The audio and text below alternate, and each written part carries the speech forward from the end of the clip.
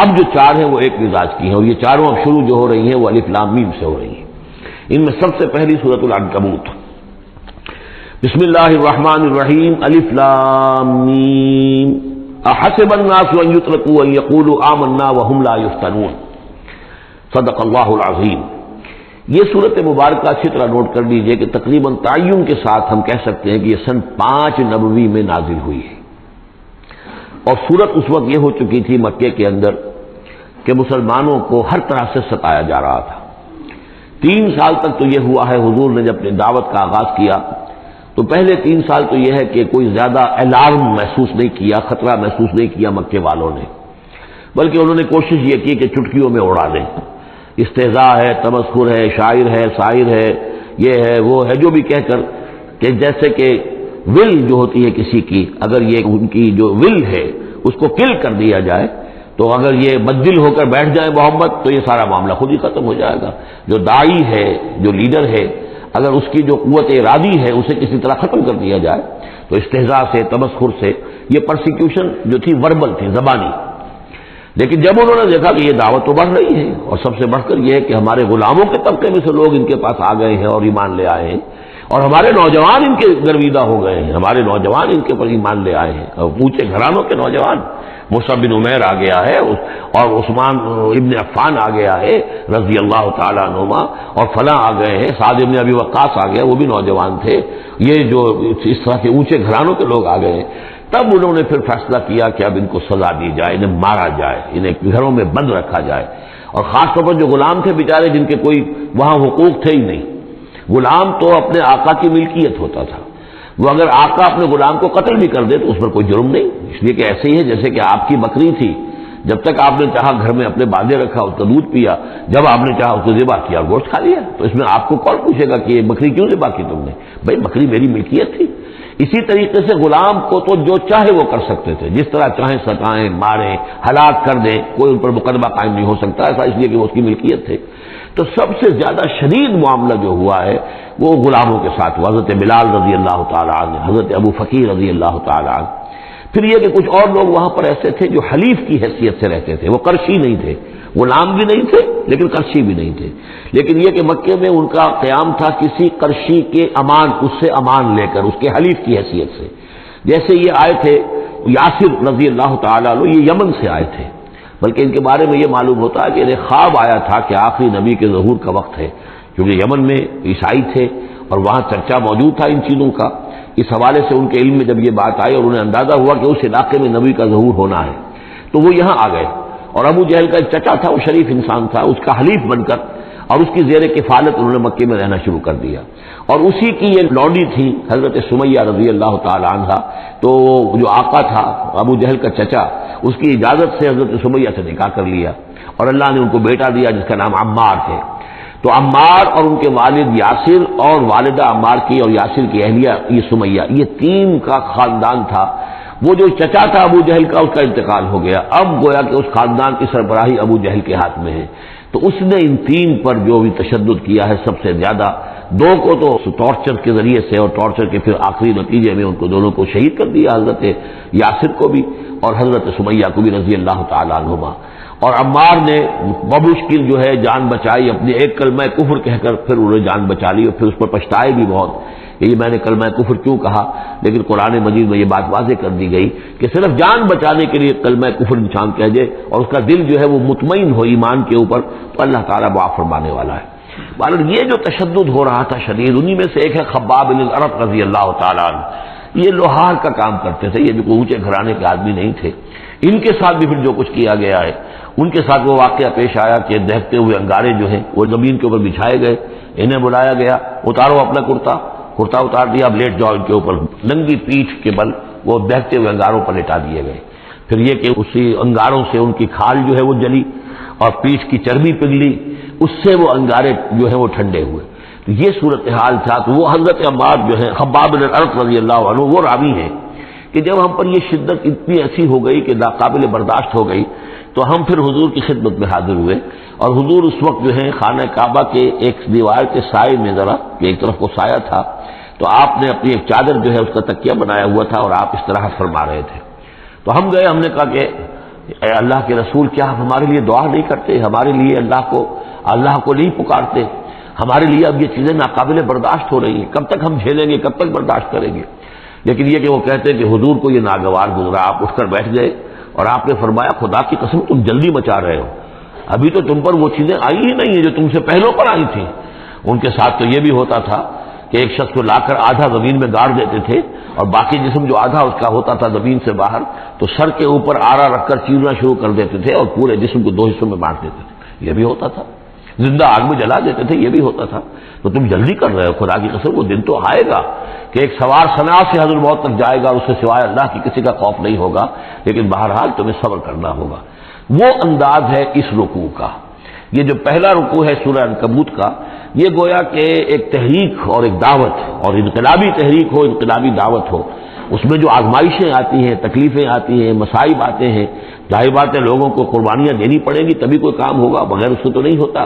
اور جب تصادم کا مرحلہ شروع ہو جائے، جب یہ ہے کہ ایک معاشرہ جو ہے جس کے اندر کہ وہ کام کر رہے ہیں وہ محسوس کریں کہ یہ ہمارے لیے خطرہ بن گئے ہیں، وہ پرسیکیوٹ کریں اور انہیں ستائیں، تو پھر اس وقت جو مسائل ہوں گے ذہنوں کے اندر ان کا حل ہے اس میں، اور یہ اس اعتبار سے ضربۃ السلام ہے پورے قرآن مجید میں، اس موضوع کے اعتبار سے یہ چوٹی ہے۔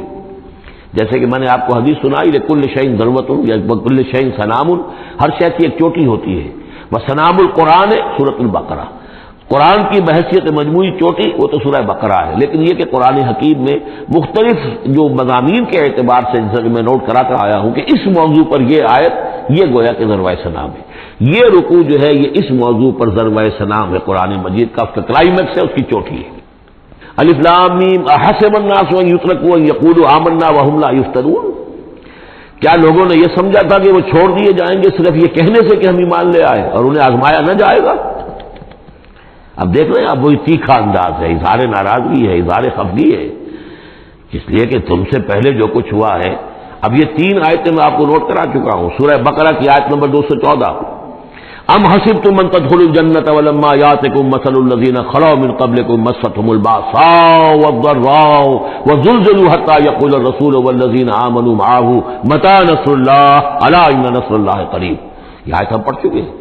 اسی کی ہم مضمون آیت جو ہے سورہ آل عمران میں آئی ہے، آیت نمبر 142، اسی کی ہم مضمون آیت آ چکی ہے سورہ توبہ میں آیت نمبر 16، لیکن یہ کہ یہ مکی قرآن میں یہ آیت ہے، یہ ہے جڑ اور بنیاد، جو ہے کہ اس کا ظہور جو ہو رہا ہے، پھر یہ سمجھیے کہ یہ کلی کھلی ہے تو 3 اس کی جو پتیاں نمایاں ہوئی ہیں اس آیت کی، وہ سورہ بقرہ، سورہ آل عمران اور سورہ توبہ میں ہے۔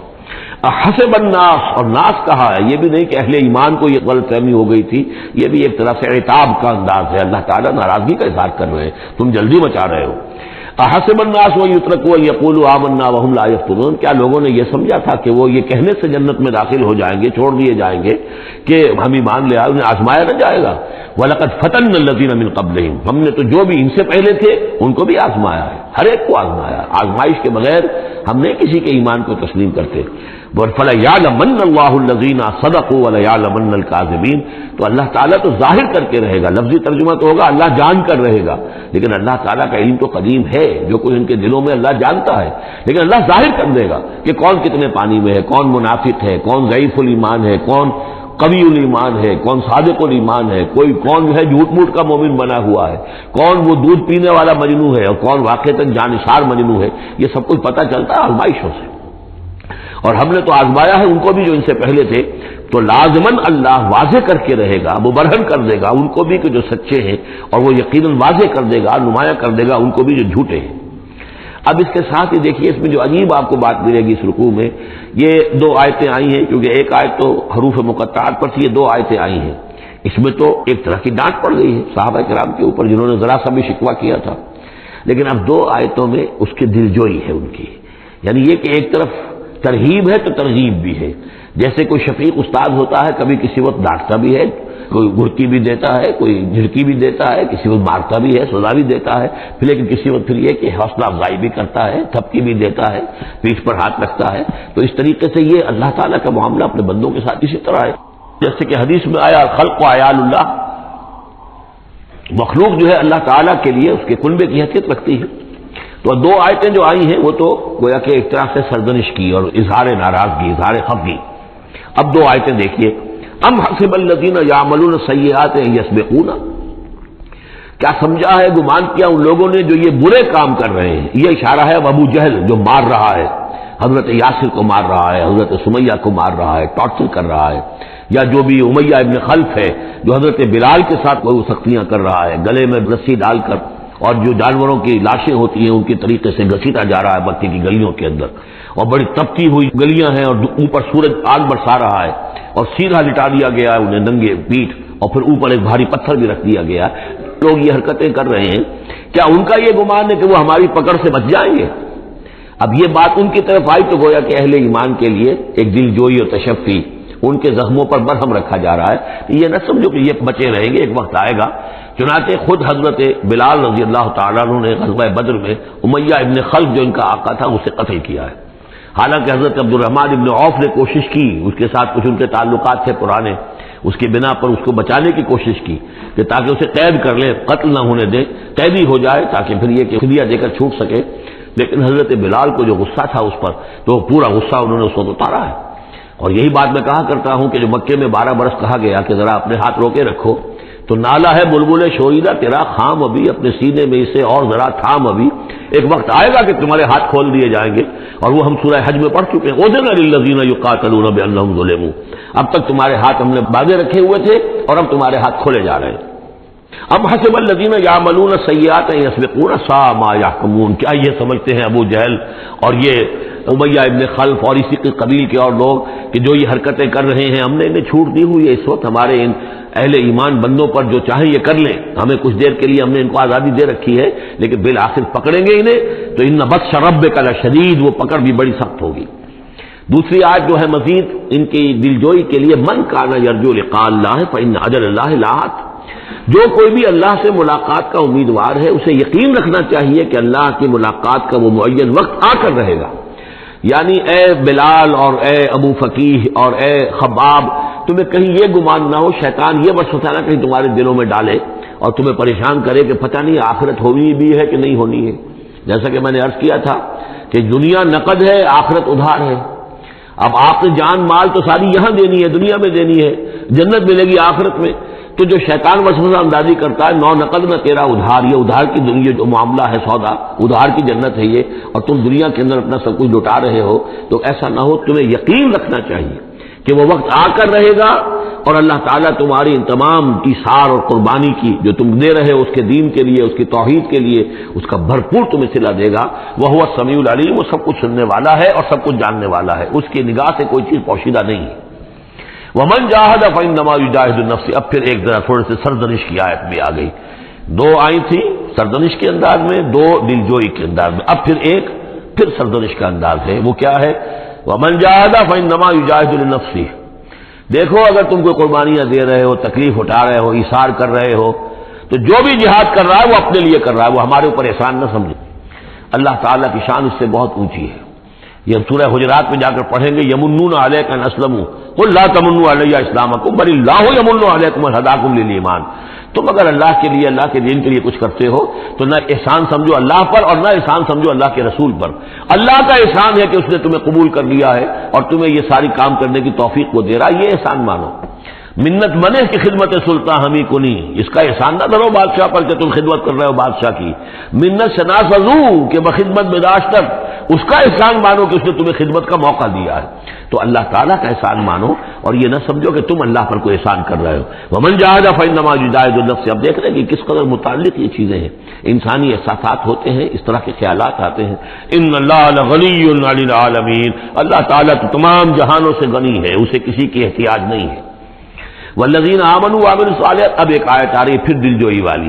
اور جو لوگ ایمان لائے اور جو لوگ نیک عمل کریں گے، ایمان کے تقاضے پورے کریں گے، ثابت قدم رہیں گے، ان مصیبتوں کو جھیلیں گے، لنکفرن عنہم سیئاتہم، ہم لازماً دور کر دیں گے ان سے ان کی برائیوں کو. ان کے نامہ اعمال کے اوپر اگر کوئی دھبے ہوئے بھی، کوئی چھینٹی ہوئی بھی تو ہمیں ہٹا دیں گے. اور ولنجزینہم احسن الذی کانوا یعملون، اور لازماً بدلہ دیں گے.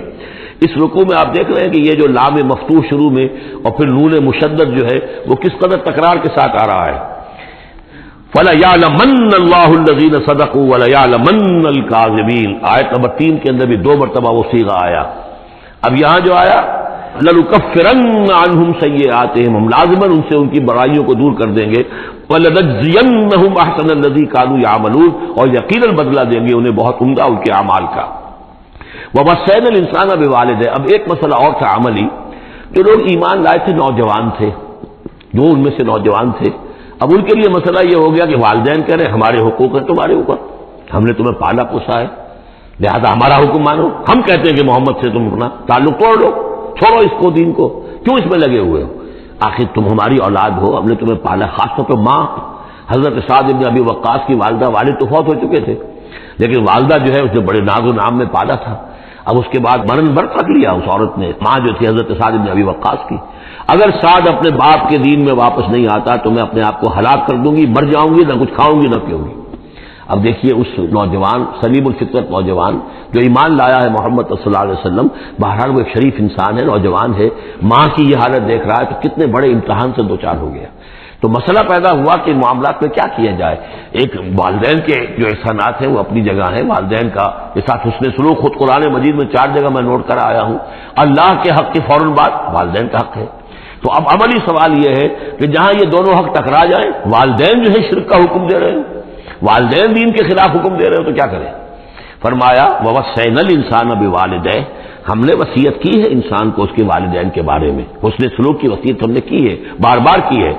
وَإِن جَاهَدَاكَ لِتُشْرِكَ بِمَا لَيْسَ لَكَ بِهِ عِلْمٌ، لیکن اگر وہ تم پر دباؤ ڈالیں، تم سے جہاد کریں، اب دیکھیے جہاد کا لفظ یہاں مشرک والدین کے لیے آ رہا ہے، جہاد جدوجہد کرنا، کوشش کرنا، دباؤ ڈالنا۔ وَإِن جَاهَدَاكَ لِتُشْرِكَ بِمَا لَيْسَ لَكَ بِهِ عِلْمٌ، کہ میرے ساتھ تم شرک کرو اور شریک ٹھہراؤ ایسی چیزوں کو جس کے لیے تمہارے پاس کوئی علم نہیں، فَلَا تُطِعْهُمَا، تو ان کا کہنا نہ مانو۔ گویا کہ یہاں وہ اپنی لمٹ سے ایکسیڈ کر رہے ہیں۔ اب والدین کے حقوق ہیں لیکن اللہ کے حقوق کے بعد، اللہ کے حقوق سے پہلے نہیں، اللہ کا حق فائد ہے، لہذا اس معاملے میں اللہ کا دین ہے، اللہ کا حکم وہ مقدم رہے گا، والدین کا حکم دوسرے نمبر پر ہوگا۔ ہاں یہ ہے کہ ایک بندہ جو ہے ایک نوجوان وہ یہ ضرور کرے کہ ڈانٹ کر نہ بات کرے، ڈپٹ کر بات نہ کرے، سینہ تان کر نہ کرے، اس طرح کرے جیسے کہ حضرت ابراہیم یا ابتے یا ابتے یا ابتے، وہ ابا جان امی جان آپ دیکھیے میرے لیے مجبوری ہے، میں نہیں کر سکتا ہوں، آپ اس معاملے کے اندر مجھ پر دباؤ نہ ڈالیں، نرمی کے ساتھ ان میں جس طریقے سے بھی ہو، لیکن یہ ہے کہ ماننا نہیں ہے۔ یہ بات اور مزید کھل کر آئے گی سورہ لقمان میں۔ وَإِن جَاهَدَاكَ لِتُشْرِكَ بِمَا لَيْسَ لَكَ بِهِ عِلْمٌ فَلَا تُطِعْهُمَا، تو ان دونوں کا کہنا مت مان۔ إِلَيَّ مَرْجِعُكُمْ، میری ہی طرف تمہیں لوٹ کر آنا ہے، فَأُنَبِّئُكُم بِمَا كُنتُمْ تَعْمَلُونَ، اور پھر میں تمہیں بتا دوں گا، جتلا دوں گا جو کچھ کہ تم کرتے رہے تھے۔ اب یہاں بھی ایک مسئلہ پیدا ہوتا ہے کہ یہ لوگ اپنے گھر والوں سے کٹ رہے ہیں، والدین سے کٹ رہے ہیں، بھائی سے جدا ہو رہے ہیں۔ اب یہ عتبہ ابن ربیعہ جو بہت بڑا سردار تھا، ان کے بڑے بیٹے جو ہے حذیفہ ابن عتبہ، وہ ایمان لے آئے، اور چھوٹا بھائی وہ تھا کہ جو میدان میں گیا، میدان جنگ میں باپ کے ساتھ غزوہ بدر میں جو پہلے جو 3 جو ہے واصل جہنم ہوئے وہ بھی تھا، ولید بن عتبہ غالباً نام تھا اس کا۔ تو بھائی بھائی سے جدا ہو رہا ہے، رشتہ داروں سے اب کٹ گئے ہیں، والدین سے گھر نکال دیے گئے ہیں، تو اب ان میں جو ان کے دل زخمی ہیں، ان زخمی دلوں پہ مرہم کیا رکھا جا رہا ہے؟ وہ یہ ہے کہ تم صرف کٹے ہی نہیں ہو، جڑے بھی تو ہو۔ اب تم محمد سے جڑ گئے ہو، اب تم ابو بکر سے جڑ گئے ہو، اب تم یہ جو اہل ایمان کا طبقہ ہے، اب ایک نئی برادری وجود میں آ رہی ہے، یہ تمہارے اصل بھائی ہیں، یہ تمہارے جو دین کے اندر بھائی ہیں، جو نظریاتی بھائی ہیں، جو ہم مقصد بھائی ہیں، یہ ہے تمہارے اصل اب عزیز۔ تو اللہ تعالیٰ نے اگر تمہیں کٹنے کا بھی حکم دے دیا ہے، لیکن یہ کہ اس نے جو تمہارے لیے ایک رفاقت فراہم کی ہے۔ والذین آمنوا وعملوا الصالحات لندخلنہم فی الصالحین، اور یقیناً وہ لوگ جو ایمان لائے اور نیک عمل کرے انہیں داخل کریں گے صالحین میں، اور یہ داخلہ دنیا میں بھی ہو گیا۔ محمد رسول اللہ نے انہیں چھاتی سے لگایا، سینے سے لگایا، اور جیسا کہ 2 دفعہ ہم پڑھ چکے ہیں، حضور کو اللہ تعالیٰ حکم دے رہا ہے کہ آپ ان کے سامنے ذرا اپنے کندھے تواضع، آپ اے محمد آپ تواضع اختیار کیجئے، ان کے سامنے اپنے کندھے جھکائیے۔ وَاخْفِضْ جَنَاحَكَ لِلْمُؤْمِنِينَ، اور وَاخْفِض جناحَكَ لِمَنِ اتَّبَعَكَ مِنَ الْمُؤْمِنِينَ 2 دفعہ آ چکا، سورہ ہجر میں آ چکا، سورہ طہ میں آ چکا۔ تو گویا کہ یہ اللہ تعالیٰ نے اپنا احسان بتایا، اور پھر آخرت میں اولئک مع الذین انعم اللہ علیہم من النبیین والصدیقین والشہداء والصالحین، ان کی رفاقت حاصل ہوگی۔ اب ایک اور بڑا مسئلہ آ رہا ہے، وَمِنَ النَّاسِ مَن يَقُولُ آمَنَّا بِاللَّهِ، لوگوں میں سے کچھ ایسے بھی ہیں جو کہتے ہیں ہم ایمان لے آئے اللہ پر، اور لاتے بھی ہیں خلوص کے ساتھ، اخلاص کے ساتھ، کوئی جھوٹ نہیں، کوئی فریب نہیں۔ ظاہر بات ہے کہ مکے میں کوئی فریب کے لیے کوئی ایمان لانے والا نہیں تھا، وہ تو حالات ایسے پیدا ہوئے مدینے میں آ کر کہ جہاں ایمان کا اعلان فریب کے تحت بھی ہونے لگا، لیکن یہ کہ مکے میں تو ظاہر بات ہے جو ایمان لایا اس کو مار پڑنی شروع ہو گئی، تو اس میں خامخواہ کہے کے لیے کوئی شخص جو ہے وہ جھوٹ موٹ کا ایمان کائے کو لائے گا۔ لیکن یہ ضرور ہوتا ہے کہ کچھ لوگ کم ہمت ہوتے ہیں، جیسا کہ میں بارہا آپ سے عرض کر چکا ہوں، کچھ لوگ باہمت ہوتے ہیں، کچھ کم ہمت ہوتے ہیں۔ باہمت وہ ہے کہ جو ایمان لائے اب ہر سے بعد آباد، ہر جو ہو سو ہو، ماں کشتی درا بنداخ سے، جان جاتی ہے جائے کوئی بات نہیں، جو ہو سو ہو۔ کچھ لوگ ہوتے ہیں جن میں اتنی ہمت نہیں ہوتی، گھبرا اٹھتے ہیں۔ اب ان کو بتایا جا رہا ہے کہ دیکھو اگر تم نے استقامت کا ثبوت اپنا دیا تو اس کا نتیجہ کیا نکلے گا، تمہارا کیا انجام ہوگا۔ اب وہ ذرا ہے کہ اس میں ان کے لیے پھر تحدید ہے۔ ومن الناس، لوگوں میں سے کچھ ایسے بھی ہیں جو کہتے ہیں من یقول آمنا باللہ، ہم اللہ پر ایمان لائے، فَإِذَا أُوذِيَ فِي اللَّهِ، جب اللہ کی راہ میں اللہ کی توحید کو ماننے کی وجہ سے ان کو ایذا پہنچائی جاتی ہے، پرسیکیوٹ کیا جاتا ہے، انہیں ٹارچر کیا جاتا ہے، جعل فتنة الناس كعذاب اللہ، تو وہ لوگوں کی طرف سے ڈالی ہوئی فتنے کو، آزمائش کو، یہ ایسے اس سے گھبرا اٹھتے ہیں جیسے اللہ کے عذاب سے گھبرانا چاہیے۔ کم ہمتی ہے۔ وَلَئِن جَاءَ نَصْرٌ مِّن رَّبِّكَ، اور اے نبی اگر آپ کے رب کی طرف سے مدد آ جائے، صورتحال تبدیل ہو جائے، فتح آپ کو مل جائے، حالات اچھے ہو جائیں، لَيَقُولُنَّ إِنَّا كُنَّا مَعَكُمْ، اس وقت پھر یہ کہیں گے کہ ہم بھی تو آپ کے ساتھ ہی تھے۔ یہ کردار پہلے بھی آ چکا، سورہ بقرہ میں آ چکا، سورہ حج میں آ چکا۔ وَمِنَ النَّاسِ مَن يَعْبُدُ اللَّهَ عَلَىٰ حَرْفٍ فَإِنْ أَصَابَهُ خَيْرٌ اطْمَأَنَّ بِهِ وَإِنْ أَصَابَتْهُ فِتْنَةٌ انقلب عَلَىٰ وَجْهِهِ خَسِرَ الدُّنْيَا وَالْآخِرَةَ۔ وہی کردار پھر یہاں پر آ گیا ہے۔ کوئی کہا کہ ہم ایمان لے آئے، لیکن جب تکلیف آئی، کوئی مصیبت آئی تو ایسے گھبرا گئے جیسے کہ اللہ کے عذاب سے گھبرانا چاہیے، لیکن یہ کہ اس کے بعد اگر نصرت آ جائے تو یہ آپ موجود ہوں گے کہ ہم بھی ساتھی تھے آپ کے۔ اولیس اللہ بعالم بما فی صدور العالمین، تو کیا اللہ بخوبی واقف نہیں ہے اس سے کہ جو تمام جہان والوں کے دلوں کے اندر ہے اور جو ان کے سینوں کے اندر مضمر ہے۔ وَلَيَعْلَمَنَّ اللَّهُ الَّذِينَ آمَنُوا وَلَيَعْلَمَنَّ الْمُنَافِقِينَ، اور یقیناً اللہ ظاہر کر کے رہے گا سچے اہل ایمان کو اور ظاہر کر کے رہے گا منافقین کو۔ گویا کہ یہ شکل جو ہے یوں سمجھیے یہ وہ روگ ہے کہ یہ اگر بڑھ گیا، تم نے ابھی نپدی ایول ان دی بڈ، ابھی فوری طور پر اس کی اصلاح کر لو، فوری طور پر علاج کر لو۔ ابھی ٹی بی کا تمہیں انفیکشن ہوئی ہے، فرسٹ سٹیج میں ہے، علاج کر لو۔ لیکن اگر کہیں تم نے اس وقت پرواہ نہ کی اس کی اور یہ مرض بڑھ گیا تو یہ منافقت تک لے جائے گا تمہیں، اللہ تعالیٰ پھر کھول دے گا کہ یہ منافقت ہے۔ تو یہ ہے اصل میں پورے مکی قرآن میں یہ ایک جگہ ہے جہاں لفظ منافقین آیا ہے، باقی کردار آیا ہے سورہ حج کے اندر بھی، لیکن وہاں لفظ منافق نہیں ہے۔ وَمِنَ النَّاسِ مَن يَعْبُدُ اللَّهَ عَلَىٰ حَرْفٍ فَإِنْ أَصَابَهُ خَيْرٌ اطْمَأَنَّ بِهِ وَإِنْ أَصَابَتْهُ فِتْنَةٌ انقلب عَلَىٰ وَجْهِهِ خَسِرَ الدُّنْيَا وَالْآخِرَةَ، لیکن یہاں کھول دیا گیا یہ کردار کس کا ہے، یہ تو پھر منافقت سے۔ وَلَيَعْلَمَنَّ اللَّهُ الَّذِينَ آمَنُوا وَلَيَعْلَمَنَّ الْمُنَافِقِينَ۔ اب ایک اور تیسرا پرابلم ہے، یہ تین پرابلم یہاں پر ٹیکل کیے گئے ہیں۔ وہ نوجوان جن کے والدین ان کے اوپر دباؤ ڈال رہے تھے، یا وہ کم ہمت لوگ جو ان ایذاؤں سے گھبرا رہے تھے، اور تیسرا یہ ہے کہ کچھ بزرگ لوگ بڑے مخلصانہ انداز میں آ کر کہتے ہیں نوجوانوں سے، کہاں اپنا کیریئر برباد کر رہے ہو، اچھی بھلے تعلیم حاصل کر رہے تھے، تم جا رہے تم کس کام میں پڑ گئے ہو، اب تمہاری تعلیم اس درجے کی نہیں رہی ہے، تمہارا کاروبار اچھا جا رہا تھا، کیریئر تھا، تمہارا پروفیشن بہت چمک رہا تھا اور تم اس کام میں پڑ گئے ہو۔ دیکھو یہ تو ایک شخص نے تمہیں ورغلا دیا، دیکھو ہمارے راستے پر چلو، راستہ صحیح یہی ہے، ہم آخر بوڑھے لوگ ہیں، ہمارا تجربہ ہے، ہم نے اپنے بال دھوپ میں سفید نہیں کیے ہیں، ہم تمہیں اپنے تجربے کی وجہ سے کہہ رہے ہیں کہ ہمارے راستے ہی پر چلتے رہو اور کوئی اس کے اندر نقصان نہیں ہوگا، کوئی اللہ کے یہاں پکڑ نہیں ہوگی، اور اچھا اگر اللہ کے یہاں پکڑ ہوئی تو تمہاری طرف سے ہم جواب دہ ہیں، تمہارے گناہوں کا بوجھ ہم اٹھا لیں گے۔ اب یہ گویا کہ نہایت ناصحانہ انداز، مخلصانہ انداز، بزرگانہ انداز، اس میں یہ بات کہی جاتی تھی۔ اب اس میں کیا کریں، اس کا جواب دیا گیا، وَقَالَ الَّذِينَ كَفَرُوا لِلَّذِينَ آمَنُوا اتَّبِعُوا سَبِيلَنَا، اور کہتے ہیں یہ کافر ان سے کہ جو ایمان لے آئے، ہمارے ہی راستے کی پیروی کرو، چلے آؤ انہی راستوں پر، وَلْنَحْمِلْ خَطَايَاكُمْ، ہم اٹھا لیں گے تمہاری خطاؤں کو، یعنی تمہاری خطاؤں کا بوجھ، تمہارے گناہوں کی سزا ہم بھگت لیں گے۔ وما هم بحاملین من خطاياهم من شيء، اور نہیں ہے وہ ان کی خطاؤں میں سے اٹھانے والے کچھ بھی، انہم لکاذبون، وہ جھوٹ بول رہے ہیں۔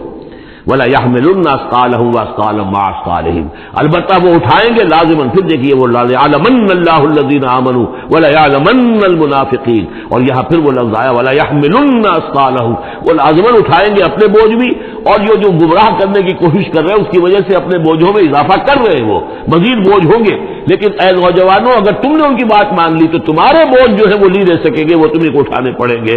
وَلَا يُسْأَلُنَّ يَوْمَ الْقِيَامَةِ عَمَّا كَانُوا يَفْتَرُونَ، اور ان سے لازماً باز پرس ہوگی قیامت کے دن جو افترا وہ کرتے رہے تھے، جو جھوٹ انہوں نے گھڑا تھا کہ ہم تمہارے بوجھ اٹھا لیں گے، جبکہ لا تزر وازرۃ وزر اخرى، قیامت میں کوئی نہیں ہے جان جو کسی دوسرے کا بوجھ اٹھا لے۔ یہ 13 آیات، بلکہ یہ کہ اگر حروف مقطعات نکال دے تو 12 آیات، یہ میں سمجھتا ہوں کہ کسی بھی انقلابی اسلامی تحریک کے کارکن کے لیے یہ حرز جان بننے والی آیات ہیں کہ یہ معلوم ہے کہ اس کے ذہن میں، اس کے شعور میں پیوست ہو جائیں، جیسے کہ پتھر پر کھود دیا جائے اس کا نقش ہو جائیں۔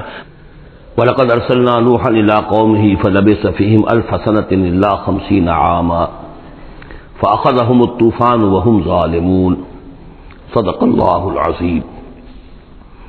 رب اشرح لي صدری ويسر لي امری واحلل عقدۃ من لسانی یفقہوا قولی۔ سورہ عنکبوت کے کل 7 رکوع ہیں۔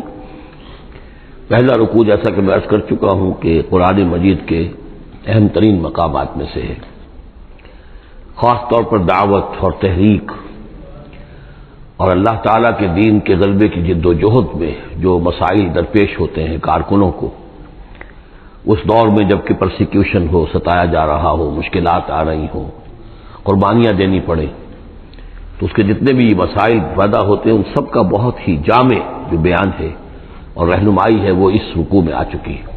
اسی لیے میں نے اس پر زیادہ وقت صرف کیا ہے کہ جو عام طور پہ دورہ ترجمہ قرآن کے درمیان اتنا وقت جو نہیں لگایا جا سکتا۔ تو یہ نوٹ کر لیجئے کہ مطالعہ قرآن حکیم کے جس منتخب نصاب کا میں تذکرہ کرتا رہا ہوں چند دنوں سے، اس کا جو 5واں حصہ ہے اس کا پہلا سبق جو ہے وہ اسی سورہ عنکبوت کے پہلے رکوع پر مشتمل ہے، اور یہ اس حصے کا یوں سمجھیے کہ بمنزلہ فاتحہ ہے اس حصے کے لیے۔ اب جو بقیہ 6 رکوع ہیں ان میں 3 میں انباء الرسل کا معاملہ آ رہا ہے، لیکن ظاہر بات ہے کہ یہاں جو انباء الرسل آ رہے ہیں تو بیچ بیچ میں خاص طور پر یہی جو مسئلہ ہے بیک گراؤنڈ میں جو مسلمانوں کو مسائل درپیش ہیں اور جو اس وقت حضور صلی اللہ علیہ وسلم اور آپ کے ساتھی جن مسائل سے دوچار ہیں، اور جو کچھ کے کشاکش جو ہے مکے میں ہو رہی ہے اہل کفر اور اہل ایمان کے مابین، تو اس کے یوں سمجھیے بٹوین دی لائنز وقفے وقفے سے اس کی طرف بھی اشارے ہیں۔ پھر جو بقیہ 3 رکوع رہ جائیں گے ان 3 رکوعوں میں 2 لڑیاں ہیں جو بٹی ہوئی ہیں، ایک لڑی میں خطاب ہے مشرکین عرب کی طرف، اور ایک لڑی میں جو اہل ایمان تھے، جو حضور صلی اللہ علیہ وسلم پر ایمان لائے تھے، جو ان مشکلات سے دوچار تھے، وہاں بھی پھر گن کر 10 ہدایات ان کو دی گئی ہیں، لیکن وہاں یہی ہے کہ وہ بٹی ہوئی ہونے کی وجہ سے لڑیاں وہ کٹا پھٹا معاملہ ہوگا، جیسے کہ سورہ بقرہ میں آپ کو بتا چکا ہوں یا سورہ نساء میں۔ وَلَقَدْ أَرْسَلْنَا نُوحًا إِلَىٰ قَوْمِهِ، اور ہم نے بھیجا تھا نوح کو اس کی قوم کی طرف، فَلَبِثَ فِيهِمْ أَلْفَ سَنَةٍ إِلَّا 50 عَامًا، تو رہا ان کے مابین وہ 1000 برس سے صرف 50 برس کم، 950 برس۔ حضرت نوح کا ذکر کتنی مرتبہ آ چکا ہے، لیکن یہ بات پہلے کبھی نہیں کہی گئی، یہاں کیوں کہی گئی کہ اے مسلمانوں تم ابھی پریشان ہو گئے ہو، ابھی اس کے امتحان اور بھی ہیں، اور جیسے کہ سورہ انعام میں آیا تھا، اے نبی اگر آپ کو یہ جھٹلا رہے ہیں وہیں یکذبوک فقد کذب رسل من قبلک، تو آپ سے پہلے ہمارے رسول تھے انہوں نے صبر کیا۔ ذرا یاد کیجئے کہ ہمارے بندے نوح نے علیہ الصلوۃ والسلام 950 برس تک صبر کیا، تو اے مسلمانوں تم سوچو تم ابھی سے گھبرا گئے ہو۔ یہ موج پریشاں خاطر کو پیغام لبے ساحل نے دیا ہے، دور وصال بحر کبھی تو موجوں میں گھبرا بھی گئی۔ فاخذہم الطوفان وہم ظالمون، تو اس کی قوم کو، حضرت نوح کی قوم کو آپ پکڑا طوفان نے اور وہ ظالم تھے، گناہگار تھے۔ فانجیناہ واصحاب السفینہ، تو ہم نے بچا لیا اس کو یعنی حضرت نوح کو اور کشتی والوں کو، وجعلناها آیۃ للعالمین، اور اسے ہم نے بنا دیا تمام جہان والوں کے لیے ایک نشانی۔ وابراہیم، اور ہم نے بھیجا ابراہیم کو، اس قال لقومہ، جبکہ اس نے کہا اپنی قوم سے، اعبدوا اللہ واتقوہ، اللہ کی بندگی اختیار کرو اور اس کا تقوی اختیار کرو۔ ذالکم خیر لکم ان کنتم تعلمون، یہی تمہارے لیے بہتر ہے اگر علم رکھتے ہو۔ انما تعبدون من دون اللہ اوثانا، یہ جن کو تم پوج رہے ہو اللہ کو چھوڑ کر، یہ تو صرف کوئی بت ہیں، ان کے تھان ہیں جو تم نے بنا لیے ہیں، وہ تخلقون افکا، اور تم نے جھوٹ موٹ گھڑا ہوا ہے، یہ اس کی کوئی بنیاد نہیں، کوئی سند نہیں، نہ عقل میں اور نہ ہی کسی اللہ کی اتاری ہوئی کتاب میں۔ ان الذین تعبدون من دون اللہ لا یملکون لکم رزقا، یہ لوگ جنہیں تم پوجتے ہو اللہ کے سوا وہ تمہیں رزق نہیں دینے کا اختیار رکھتے۔ فابتغوا عند اللہ الرزق، تو رزق تلاش کرو اللہ کے پاس، اللہ سے مانگو رزق، اللہ سے اپنی مشکل کشائی کی درخواست کرو۔ اللہ سے اپنی حاجت روائی کے لیے دعا کرو، وَاعْبُدُوهُ اور اس کی بندگی کرو، وَاشْكُرُوا لَهُ اور اس کا شکر ادا کرو، الیہ ترجعون یقیناً اسی کی طرف تم لوٹا دیے جاؤ گے۔ اب یہ ذکر حضرت ابراہیم کا کر کر طویل جو ہے ایک جملہ معترضہ آ رہا ہے کہ رخ موڑ دیا گیا ہے اس وقت جو کشاکش ہو رہی تھی حضور کے اور مشرکین مکہ کے درمیان، اب ذکر اس کا ہو رہا ہے۔ وہی تکذبوا گویا کہ اب خطاب ہو رہا ہے اہل مکہ سے، اور اگر تم جھٹلا رہے ہو فقد کذب امم من قبلکم، تو دیکھو تم سے پہلے بہت سی قوموں نے جھٹلایا، وما علی الرسول الا البلاغ المبین، اور ہمارے رسول پر محمد پر صلی اللہ علیہ وسلم کوئی ذمہ داری نہیں ہے سوائے واضح طور پر اور صاف صاف پہنچا دینے کے۔ اولم یروا کیف یبدی اللہ الخلق ثم یعیدہ، کیا وہ دیکھتے نہیں ہے کیسے اللہ تعالیٰ تخلیق پہلی مرتبہ کرتا ہے پھر وہ دوبارہ بھی کرے گا۔ ان ذالک علی اللہ یسیر، اور یہ اللہ تعالیٰ پر بہت آسان ہے۔ قل سیروا فی الارض فانظروا، اور تو ان سے کہیے کہ ذرا گھومو پھرو زمین میں اور دیکھو کیف بدا الخلق، کیسے اللہ تعالیٰ پہلے تخلیق کیا ہے اس نے خلق کو، ثم اللہ ينشئ النشأة الآخرہ، پھر اللہ اٹھائے گا یا اٹھاتا ہے۔ دنیا میں بھی ہو رہا ہے کہ کھیتی جو ہے وہ ختم ہو گئی، پھر اگلی پھر ایک فصل آ گئی، پھر فصل آ گئی، تو یہ تو ایک سائیکل چل رہا ہے، اور پھر یہ کہ اللہ تعالیٰ دوسری مرتبہ تمہیں اسی طرح اٹھا دے گا۔ نشأۃ آخرہ جو ہے آخرت کی جو تمہیں اٹھانا ہے وہ اللہ کے اختیار میں ہے۔ ان اللہ علی کل شیء قدیر، یقیناً اللہ ہر شے پر قادر ہے۔ یعذب من یشاء ویرحم من یشاء، وہ جس کو چاہتا ہے عذاب دے گا اور جس کو چاہے گا رحم فرمائے گا۔ وإلیہ تقلبون، اور اسی کی طرف تم لوٹا دیے جاؤ گے۔ وما انتم بمعجزین فی الارض، اور تم اسے شکست نہیں دے سکتے زمین میں، ولا فی السماء، نہ آسمان میں، نہ زمین میں کہیں بھاگ کر نہ آسمان میں کہیں بھاگ کر اللہ کو عاجز کر سکتے ہو۔ وما لکم من دون اللہ بولی ولا نصیر، اور نہیں ہے کوئی تمہارا اللہ کے سوا نہ حمایت، یعنی اللہ کے ورے یا اللہ کے مقابلے میں۔ یہ دون کا لفظ بہت سے معنی دیتا ہے عربی زبان میں، دیکھنا ہوتا ہے کس کانٹیکس میں کیا معنی ہے۔ اس کانٹیکس میں اللہ کے مقابلے میں تمہارا کوئی نہ ولی ہوگا نہ نصیر ہوگا، نہ کوئی حمایتی نہ مددگار۔ والذین کفروا بآیات اللہ ولقائہ، اور جن لوگوں نے کفر کیا اللہ کی آیات کا اور اس سے ملاقات کا انکار کیا، اولئک یئسوا من رحمتی، یہ وہ لوگ ہیں جو میری رحمت سے مایوس ہو چکے ہیں، واولئک لہم عذاب علیم، اور ان کے لیے دردناک عذاب ہے۔ یہاں یہ جملہ معترضہ ختم ہوا اور اب پھر حضرت ابراہیم کا تذکرہ آ رہا ہے۔ فما کان جواب قومہ، تو نہیں تھا کوئی جواب حضرت ابراہیم کی قوم کا، الا ان قالوا، سوائے اس کے کہ انہوں نے کہا اقتلوہ او حرقوہ، اس ابراہیم کو قتل کر دو یا اسے جلا دو۔ فانجاہ اللہ من النار، تو اللہ تعالیٰ نے انہیں نجات دی آگ سے۔ ان فی ذلک لآیات لقوم یؤمنون، اور یقیناً اس میں نشانیاں ہیں ان لوگوں کے لیے جو ایمان رکھتے ہیں۔ وقال انما اتخذتم من دون اللہ اوثانا مودۃ بینکم فی الحیات الدنیا، اب یہ ہے جو بہت اہم جو بات ہے جو کہی ہے انہوں نے، اور انہوں نے کہا حضرت ابراہیم علیہ السلام نے کہ دیکھو تم نے جو یہ اللہ کے سوا بت بنا رکھے ہیں انہیں پوجتے ہو، یہ بھی تم بھی جانتے ہو کہ ان کے پاس کچھ نہیں ہے، تم بھی جانتے ہو کہ ان کو کوئی اختیار حاصل نہیں ہے، تم بھی اور واقع ہو چکے میرے متنبع کرنے کے نتیجے میں تم آگاہ ہو چکے ہو کہ یہ تمہاری حماقت ہے، لیکن تم کیوں چمٹے ہوئے ہو؟ مودۃ بینکم فی الحیات الدنیا، دنیا کی زندگی میں تمہاری باہمی محبتیں جو ہے وہ چمٹا رہی ہیں۔ اب کیا کریں، ہماری قوم ہے، ہماری برادری ہے، ہمارا خاندان ہے، وہ سب یہی کر رہا ہے، میں اگر چھوڑ دوں گا تو میں آؤٹ کاسٹ ہو جاؤں گا، میں تو نکل جاؤں گا پھر برادری سے، اکیلا آدمی کیسا رہے۔ یہ چیزیں ہیں کہ جو انسان کو پھر جمع کر رکھتی ہیں۔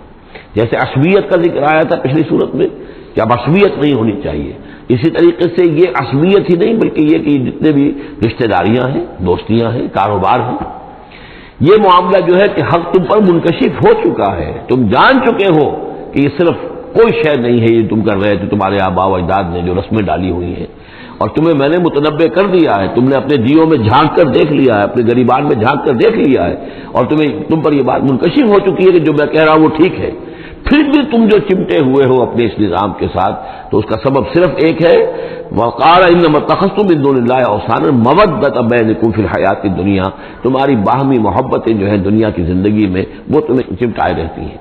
یہی معاملہ ہے اس دنیا میں جب کوئی تحریک اٹھتی ہے اللہ کے دین کے کام کرنے کے لیے، اور بہت مخلص لوگ اس میں شامل ہوتے ہیں، محنت کرتے ہیں، کوشش کرتے ہیں۔ فرض کیجئے کسی شخص سے کوئی غلطی ہو گئی، کوئی غلط رخ مڑ گئی تحریک، اب وہ تحریک جو ہے وہ کافی عرصے کے بعد اس کے اثرات ظاہر ہوئے، اس کے نتائج جو ہے لوگوں کے سامنے آ رہے ہیں، محسوس بھی ہو جاتا ہے کہ یہ واقعتاً ہم کسی غلط راستے پر آ گئے ہیں، لیکن یہ کہ پھر وہ ایک عصبیت جماعتی ایسی پیدا ہو جاتی ہے کہ سب کچھ ماننے کے باوجود پھر اس جماعت کو چھوڑنے کو تیار نہیں ہوتے۔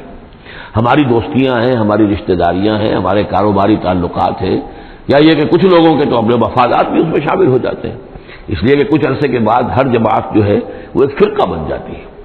جیسے کہ آپ کو معلوم ہے کہ اللہ تعالیٰ نے اس امت کے لیے جو ہے وہ 3 چیزوں کا بندوبست کیا ہے ختم نبوت کے خلا کو پر کرنے کے لیے. نبوت ختم ہو گئی محمد رسول اللہ پر، تو جو خلا پیدا ہوا وہ 3 چیزوں سے پر ہوا. نمبر 1، قرآن کی حفاظت کا ذمہ اللہ نے لے لیا، جب پہلے تورات کا لیا تھا نہ انجیل کا لیا تھا. نمبر 2، ہر صدی میں مجددین کے اٹھانے کا اہتمام کر لیا. ایسے لوگ اٹھاتے رہے، نبی تو نہیں ہوں گے، وہی نہیں آئے گی، لیکن وہ دین کو تازہ کریں گے. دین کی حقیقی تعلیمات جو لوگ بھول چکے ہوں گے دوبارہ یاد دلائیں گے، دین کی اصل حقائق کی طرف متوجہ کریں گے. اور تیسرا یہ کہ ایک جماعت ضرور قائم رہے گی حق پر. لا تزال فی امتی طائفۃ قائمین علی الحق. اب ہوتا کیا ہے، ایک صدی میں کوئی ایک مجدد اٹھا، اس نے محنت کی، کوشش کی، جد و جہد کی، کچھ لوگ اس کے گرد آ گئے، جمع ہو گئے، آوان و انصار ہو گئے، وہ ایک جماعت بن گئے. لیکن یہ کہ اگلی نسل میں کیا ہوگا، یہ لوگ جو آئے تھے اس کے ساتھ یہ تو آئے تھے فیس ویلیو پر، اس کو قبول کرنے کے، یہ دعوت صحیح ہے، لیکن ان کی اولاد اب اس لیے چمٹ رہی ہے کہ ہمارے والد تھے اس جماعت میں. اب یہ عصبیت کا ایک سلسلہ شروع ہوا. تیسری نسل میں آ کر پھر یہ ہو جاتا ہے اتنے عرصے میں اس جماعت کا ایک حلقہ بن گیا، اس کے آپس کے دوستیاں ہیں، تعلقات ہیں، لین دین بھی ہے، رشتہ داریاں بھی ہو گئی ہیں، لہذا وہ ایک فرقے کی شکل اختیار کر لیتے ہیں. اب اس فرقے کے ساتھ چمٹ کر لوگ رہتے ہیں، لیکن پھر اللہ تعالیٰ کسی اور کو اٹھاتا ہے اور پھر کوئی اللہ کا بندہ جو ہے اسی کام کو اثر نو شروع کرتا ہے. یہی ہوتا آیا ہے. اسی لیے ہر صدی میں مجددین، اس لیے کہ تیسری نسل میں آ کر دعوت جو ہے وہ لازماً اس کے اندر خرابی پیدا ہو جاتی ہے. اس لیے کہ حضور نے بھی فرمایا خیر امتی قرنی ثم الذین یلونہم ثم الذین یلونہم، بہترین میری امت کا دور تو ہے میرا اپنا دور، پھر وہ جو میرے بعد ہیں اور پھر وہ جو ان کے بعد ہیں. تو 3 نسلوں کو آپ نے خیر قرار دیا ہے. اس کے بعد ظاہر بات ہے زوال آیا ہے، ہمارے ہاں بھی آیا ہے. جب حضور کی قائم کی ہوئی جماعت میں زوال آ گیا تو اور کون ہوگا بڑا سے بڑا شخص جس کی قائم کی ہوئی کسی جماعت میں زوال نہ آئے. تو یہ تو چیزیں ہوتی ہیں، لیکن ہر شخص کو ہر وقت دیکھنا چاہیے کہ آج کے دور میں دین کا وہ کام کس کے حوالے اللہ نے کیا ہے، کس کو توفیق دی ہے جو صحیح طریقے پر اس کام کو کر رہا ہے، اور اس کا ساتھ دینا چاہیے. کسی جماعتی عصبیت، جس طرح کسی قبائلی عصبیت کے اندر مبتلا نہیں ہونا چاہیے، ایسے ہی کسی جماعتی عصبیت میں بھی مبتلا نہیں ہونا چاہیے. یہ ہے وہ اہم بات جو یہاں آئی ہے. قال انما اتخذتم من دون الله اوثانا مودۃ بینکم فی الحیات الدنیا ثم یوم القیامت یکفر بعضکم ببعض. پھر قیامت کے تم ایک دوسرے کا انکار کرو گے. تم ابھی تو بڑی دوستیاں ہیں، بڑا گٹھ جوڑ ہے. وَيَلْعَنُ بَعْضُكُمْ بَعْضًا، تم میں سے بعض دوسروں کو لعنت کریں گے.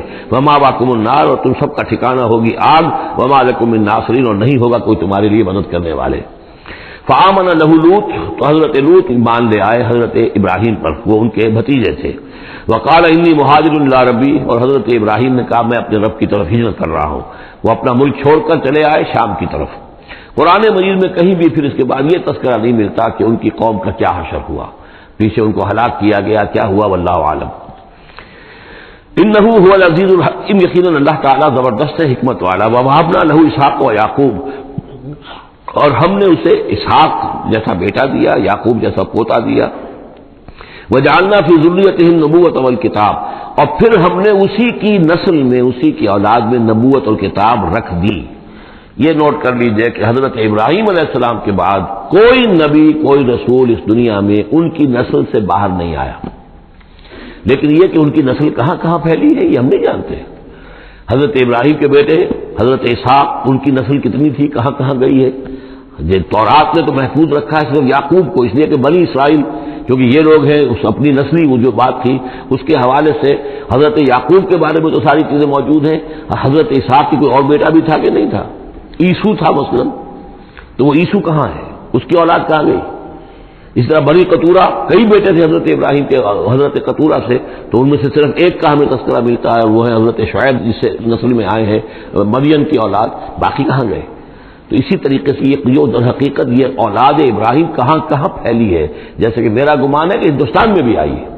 نہ صرف یہ کہ ہو سکتا ہے کہ حضرت اسحاق کی اولاد میں سے عیسو کی اولاد آئی ہو اور وہ یہاں پر آباد ہوئی ہو، لیکن یہ کہ ان کا تعلق بھی یہ خاص طور پر برہمن طبقہ جو ہے میں سمجھتا ہوں کہ وہ اسی طریقے سے ابراہیم کی نسل سے ہے. برہمن ابراہیم سے تعلق رکھنے والا برہمن، تو یہ میں سمجھتا ہوں کہ لفظی جو ہے اس میں مناسبت موجود ہے. واللہ عالم، یقین سے ہم نہیں کہہ سکتے اللہ یہ کہ کوئی شخص ہسٹری کا اس کو اپنا ریسرچ کا موضوع بنائے، بڑا عالم ہو، وہ لائبریریاں جو ہیں کھنگالے اور پرانی تاریخیں دیکھے، شاید. وَوَهَبْنَا لَهُ إِسْحَاقَ وَيَعْقُوبَ وَجَعَلْنَا فِي ذُرِّيَّتِهِ النُّبُوَّةَ وَالْكِتَابَ، ہم نے اسی کی نسل میں، اسی کی اولاد میں نبوت اور کتاب رکھ دی. طویل عرصے تک وہ نبوت و کتاب آتی رہی حضرت یعقوب کی اولاد میں، پھر آخری نبوت و رسالت حضرت اسماعیل کی اولاد میں. وَآتَيْنَاهُ أَجْرَهُ فِي الدُّنْيَا، ہم نے اسے اجر جو ہے دنیا میں بھی عطا فرمایا. وَإِنَّهُ فِي الْآخِرَةِ لَمِنَ الصَّالِحِينَ، اور یقیناً وہ آخرت میں ہمارے بڑے نیک بندوں میں سے ہیں. وَلُوطًا، اور ہم نے لوط کو بھیجا. اذ قال لقومه انکم لتاتون الفاحشہ، جب انہوں نے کہا اپنی قوم سے، یہ جو قوم کہا گیا مجازن، حقیقتاً وہ قوم ان کی نہیں تھی. حضرت لوط جو ہے وہ تو بھیجے گئے ہیں ان شہروں کی طرف، یہی ایک استثناء ہے، ورنہ ہر قوم کی طرف رسول اسی میں سے بھیجا گیا. لیکن چونکہ حضرت ابراہیم کے بعد کوئی رسول کسی اور قوم میں ہو نہیں سکتا، اس لیے عمورہ اور صدوم کی بستیوں میں جو بھیجے گئے وہ حضرت لوط ہیں جو حضرت ابراہیم علیہ السلام کے بھتیجے ہیں. انکم لتاتون الفاحشہ، تم لوگ بڑی بے حیائی کا ارتکاب کر رہے ہو. ما سبقکم بہا من احد من العالمین، تمام جہان والوں میں کسی قوم نے تم سے پہلے یہ حرکت نہیں کی. انکم لتاتون الرجال، کیا تم مردوں کی طرف آتے ہو اپنی شہوت کو پورا کرنے کے لیے. وتقطعون السبیل، اور راستہ مارتے ہو. یعنی فطرت کا راستہ تو یہ ہے، اولاد ہوتی ہے تو ہوتی ہے مرد اور عورت کے ملاپ سے. تم نے جو راستہ اختیار کیا تو گویا کہ اس فطرت کی راہ کو تم کاٹ رہے ہو. وتاتون فی نادیکم المنکر، اور تم اپنی مجلسوں میں یہ اس کا ارتکاب کرتے ہو. یہ ان کی بے حیائی کی اور ڈھٹائی کی انتہا ہو گئی تھی. فما کان جواب قوم ہی، تو نہیں تھا جواب اس کی قوم کا کوئی، الا ان قالوا، سوائے اس کے کہ انہوں نے کہا ائتنا بعذاب اللہ ان کنت من الصادقین، اے لوط اگر سچے ہو تو اللہ کا عذاب لے آؤ. قال رب انصرنی علی القوم المفسدین، تو حضرت لوط نے دعا کی پروردگار میری مدد فرما ان مفسدوں کے خلاف. ولما جاءت رسلنا ابراہیم بالبشرا، اور جب ہمارے جو ایلچی تھے یعنی وہ جو فرشتے آئے تھے انسانی شکل میں ابراہیم کے پاس بشرا لے کر، بشارت لے کر حضرت اسحاق کی ولادت کی. قالوا انا مہلکو اہل هذه القرية، انہوں نے کہا کہ ہم ہلاک کرنے کے لیے بھیجے گئے ہیں ان بستی والوں کو. ان اہلها كانوا ظالمین، یقیناً اس کے جو بستی والے جو ہیں، اس بستی کے لوگ رہنے والے وہ بڑے ظالم ہیں، گناہگار ہیں. قال ان فيها لوطا، حضرت ابراہیم نے کہا اس میں تو لوط بھی تو ہے اسی بستی کے اندر. قالوا نحن اعلم بمن فيها، انہوں نے کہا ہمیں خوب معلوم ہے کہ کون کون ہے اس میں.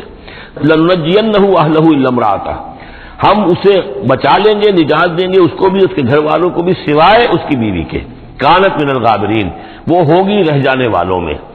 ولما ان جاءت رسلنا لوطا، اور جب وہ ہمارے ایلچی جو ہے وہ پہنچے حضرت لوط کے پاس، سیء بہم، ان کو دیکھ کر وہ پریشان ہوئے. وضاق بہم ذرعا، اور ان کا دل جو بہت تنگ ہوا. خوبصورت لڑکوں کی شکل میں آئے تھے. وقالوا لا تخف ولا تحزن، انہوں نے کہا نہیں آپ نہ کوئی خوف کھائیں اور نہ کوئی رنجیدہ ہوں. انا منجوک واہلک، ہم تو آپ کو نجات دینے کے لیے آئے ہیں اور آپ کے گھر والوں کو، الا امرأتک، سوائے آپ کی بیوی کے.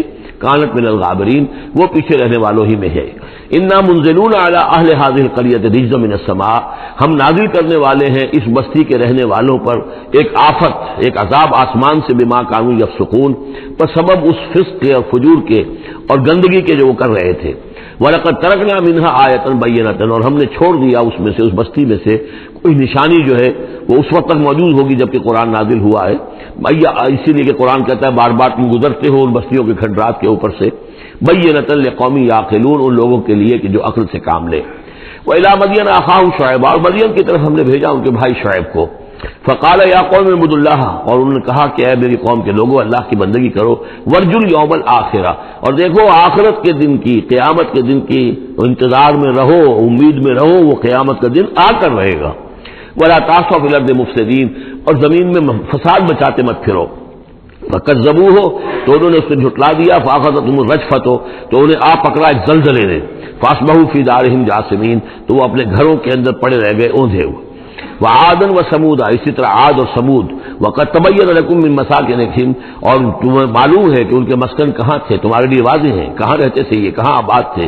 وزین لہم الشیطان اعمالہم، اور شیطان نے ان کے لیے ان کے برے اعمال کو، مشرکانہ افعال کو مزین کر دیا تھا، اسی میں مگن سے خوش تھے. فصدہم عن السبیل، اور روک دیا تھا انہیں اللہ کے صحیح راستے سے، صراط مستقیم سے، جو صراط توحید ہے اس سے. وَكَانُوا مُسْتَبْصِرِينَ، حالانکہ وہ تھے بہت ہوشیار، بہت غور کرنے والے، سوچنے والے، بڑے دانشور تھے. لیکن یہ کہ یہ بڑے دانشور جو ہے کسی جگہ ایسا بھی ہوتا ہے، بہت بڑا عقل مند انسان جو ہے وہ اپنے ناک کے نیچے کے پتھر سے ٹھوکر کھاتا ہے.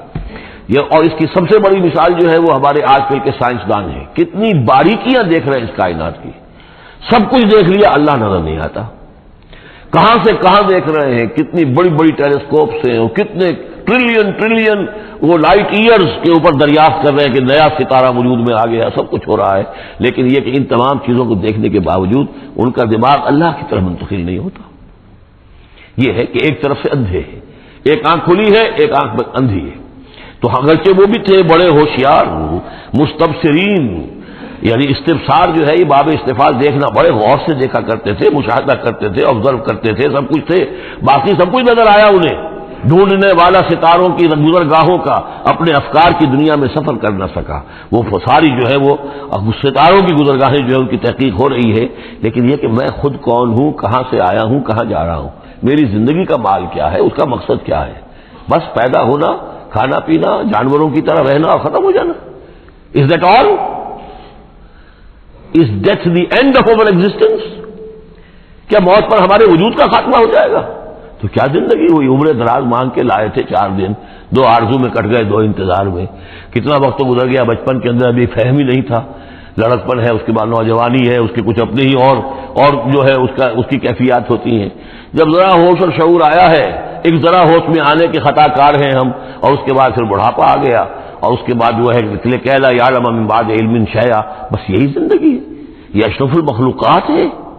یہ مسجود ملائک کی زندگی یہ ہے؟ نہیں، اصل زندگی تو ہے تو اسے پیمانہ امروز و فردا سے نہ ناپ، جاویداں پہ ہمدماں ہر دم جواں ہے زندگی، وہ زندگی تو ابدی ہے۔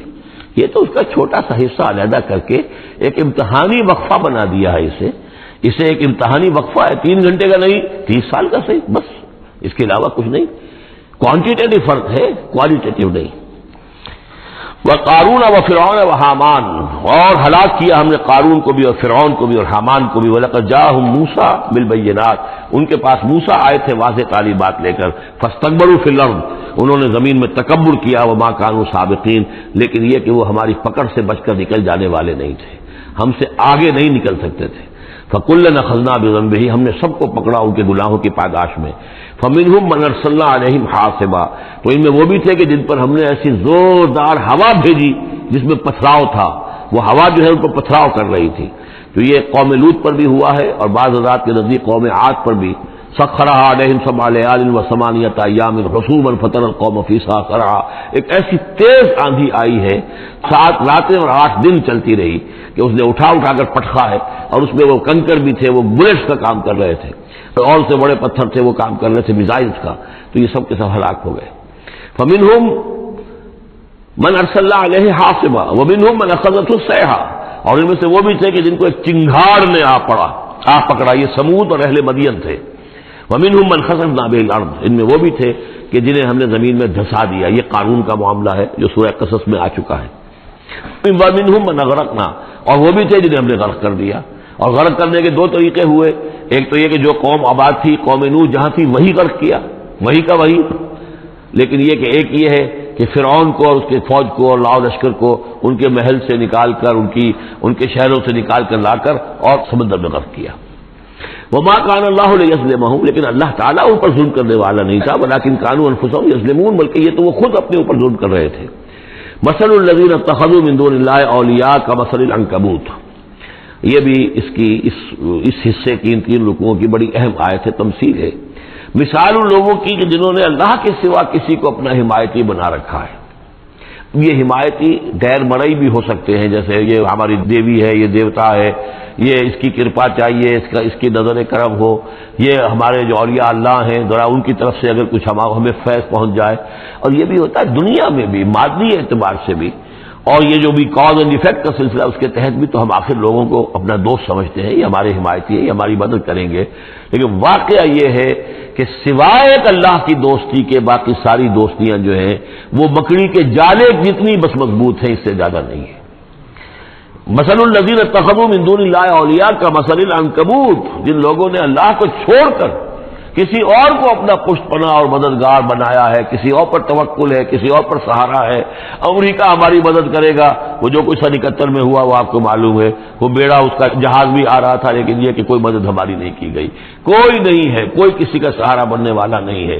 سہارا تو اگر کوئی ہے تو وہ اللہ ہے، لیکن اس کو تم نے چھوڑ دیا، اس کو سہارا نہیں بنایا۔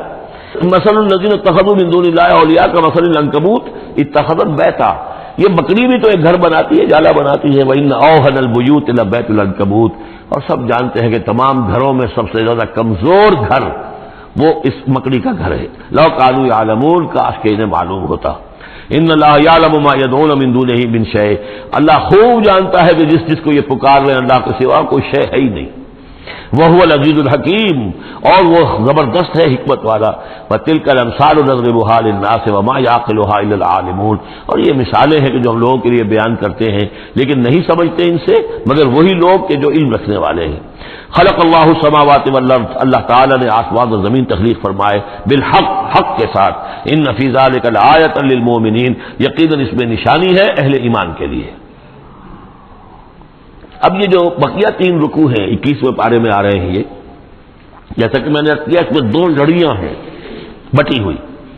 ایک لڑی ہے خطاب اہل ایمان سے، یہاں ایک جگہ آپ کو مل جائے گا کہ براہ راست خطاب بھی ہے، یا عبادی الذین آمنوا، یا ایھا الذین آمنوا والا جو ہے کہ جو مدنی صورتوں میں جو خطاب کا صیغہ ہے وہ تو یہاں بھی نہیں آیا، لیکن براہ راست خطاب کیا ہے۔ لیکن یہ کہ اگر گنتی کریں گے تو کچھ 10 احکام اور دیے گئے ہیں ان لوگوں کو جو دین کے لیے کسی محنت کے اندر جد و جہد میں، اس کو غالب کرنے کی کسی کوشش میں، اس کی تحریک میں، اس کی دعوت میں لگے ہوئے ہوں، اور اس میں ان کے لیے مصائب ہوں، مشکلات ہوں، تکالیف ہوں، پریشانیاں ہوں، تو ان کے لیے کیا ہدایات ہے۔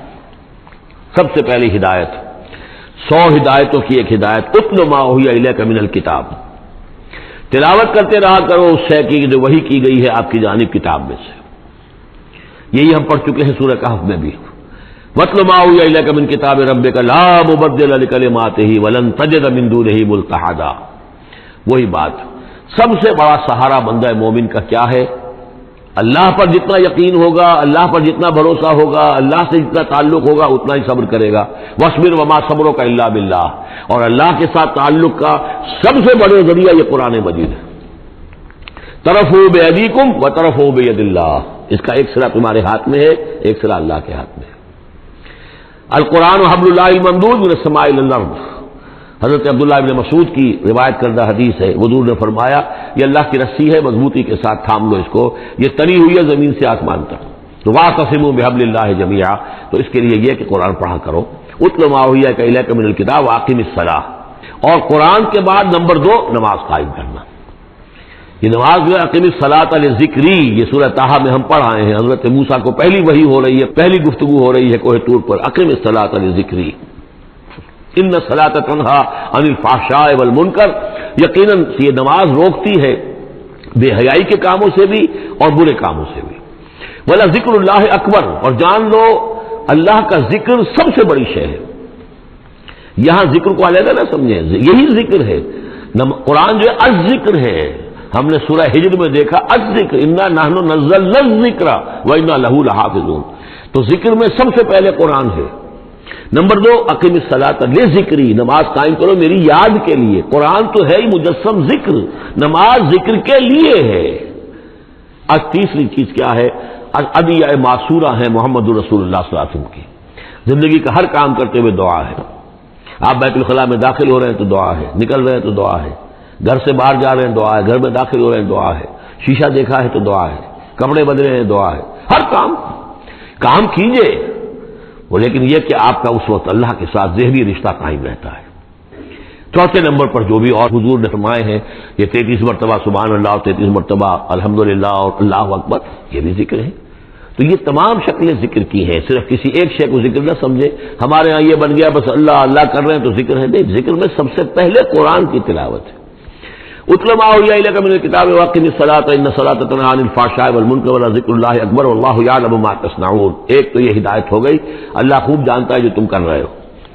دوسری ہدایت ولا تجادلوا اہل الکتاب الا باللتی ہی احسن، جنہیں پہلے تم سے کتاب دی گئی تھی ان سے جھگڑا مت کرو مگر بہترین طریقے پر، ان سے بات کرو تو بڑے ہی اسلوب سے کرو، خوبصورتی سے کرو، بات کو سمجھانے کے لیے کرو، ان کی توہین نہ ہو، ان کے جذبات کو آپ بھڑکنے نہ دیں، ان میں حمیت جاہلی جو ہے اپنی امکانیت تک تو کوشش کریں کہ وہ بھڑکے نہ، باقی پھر وہ جو کرتے ہیں وہ اللہ کے ہاں وہ ذمہ دار ہوں گے، لیکن ان سے گفتگو کرو تو بڑے عمدگی کے ساتھ کرو۔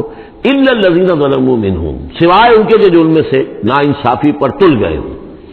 اب یہ استثناء جو ہے دو معنی میں ہے، ایک تو یہ ہے کہ اس کا مطلب یہ کہ ان سے مجادلہ کرو ہی نہ، اور دوسرے یہ کہ اگر ان کے ساتھ کسی وقت کوئی سختی بھی کرنی پڑے، کوئی سخت جملہ بھی کہنا پڑے تو اجازت ہوگی، جہاں معلوم ہو جائے کہ یہ ہٹ درمی کے اوپر جو ہے آ گیا ہے تو وہاں اس دونوں کا امکان پیدا ہو جائے گا۔ وقولوا، لیکن تمہیں ان سے کہنا کیا ہے یہ بھی سمجھ لو، تاکہ اب اس کو یہ سمجھیے کہ یہ ہمیں مسلمانوں میں جب کام کرنا ہے، مسلمان سو گئے ہیں، بھول گئے اپنے سبق کو، انہیں یاد دلانا ہے تو اسی انداز میں انہیں یاد دلانا ہے۔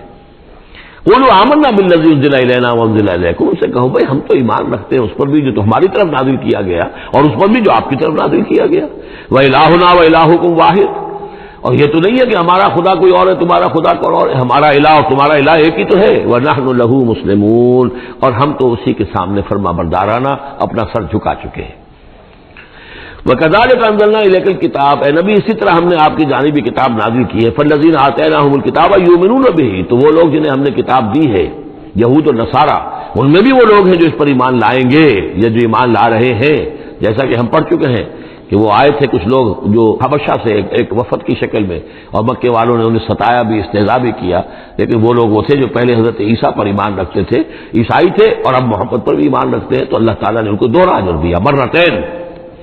وَمِنْ هَؤُلَاءِ مَن يُؤْمِنُ بِهِ، اور ان میں سے یعنی مشرکین مکہ میں سے بھی بہت سے لوگ ہیں جو ایمان لائے ہیں اور ابھی لا رہے ہیں یا لائیں گے۔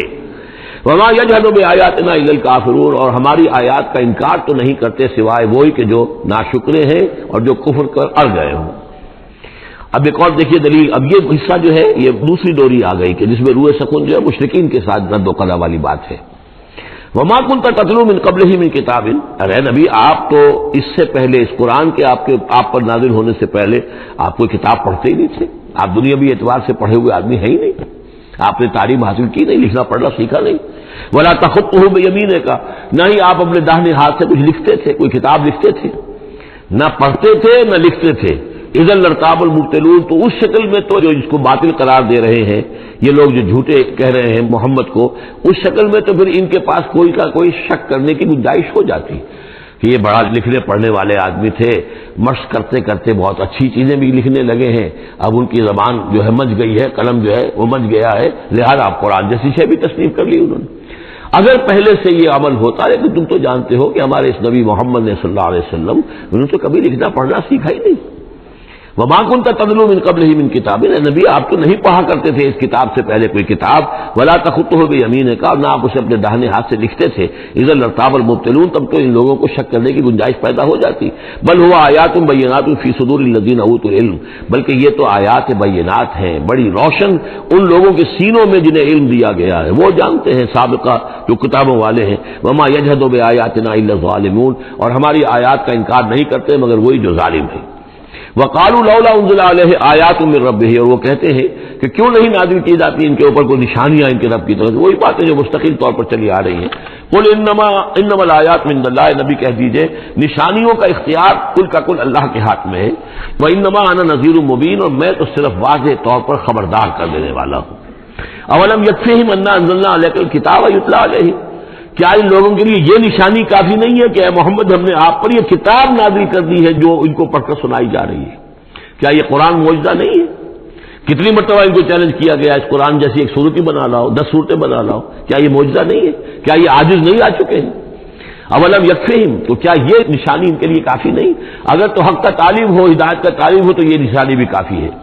اولم یکفیہم انا انزلنا علیک الکتاب یتلی علیہم ان فی ذلک لرحمۃ وذکری لقوم یؤمنون، یقیناً اس میں رحمت ہے اور یاد دہانی ہے، تذکیر ہے ان لوگوں کے لیے کہ جو مانتے ہیں۔